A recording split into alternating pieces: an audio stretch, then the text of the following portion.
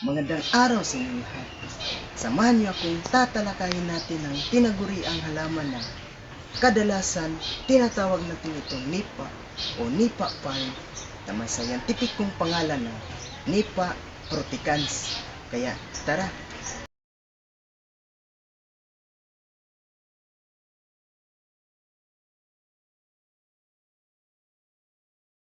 Ang nipa ay isang uri ng palma na karaniwang tumutubo sa mga latian, ilog at mga baybaying dagat na may alat-alat na tubig. Isa ito sa kaunting uri ng palma na kayang mamuhay sa mangrove ecosystem.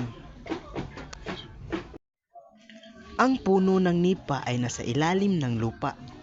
Tanging dahon at bulaklak ang makikita sa ibabaw. Ang dahon nito ay mahaba, parang balahibo, ginagamit sa bubong ng bahay kubo at paggawa ng banig, pamaypay at sombrero.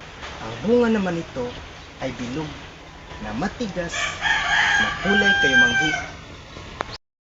May isang buto, kada isa lumulutang sa tubig para kumalat. Mahalagang papel ng nipa sa pangkabuhayan dahil ang dahon nito ginagamit sa paggawa ng bubong o ng bahay kubo, isang tradisyonal na tirahan ng mga probinsya, at paggawa ng alak at suka. Ang produktong ito ay may malaking bahagi sa ekonomiya. Ang suka ng nipa naman ay ginagamit sa panglunas sa mga sugat dahil kilala ito na may antibacterial properties. Sa ilang lugar naman, ginagamit ang bahagi ng nipa tulad ng katas o dagta bilang bahagi ng tradisyonal na medisinang herbal. Binibigyan nito ng natural na lunas ang mga tao sa mga lugar kung saan limitado ang akses sa modernong gamot. Bakit mahalaga ang saribuhay ng Pilipinas?